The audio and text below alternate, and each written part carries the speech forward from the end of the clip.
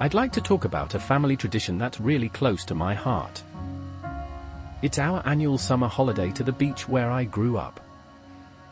We'd spend hours building sandcastles and playing in the waves. My siblings and I would have a competition to see who could build the tallest castle. As I've grown older, I've come to appreciate the quality time we spend together. Now, I try to carry on this tradition with my own family and friends. It's a great way to relax and create new memories with loved ones.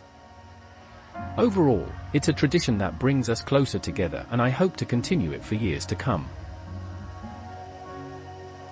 For more practice, start free trial. Link in bio.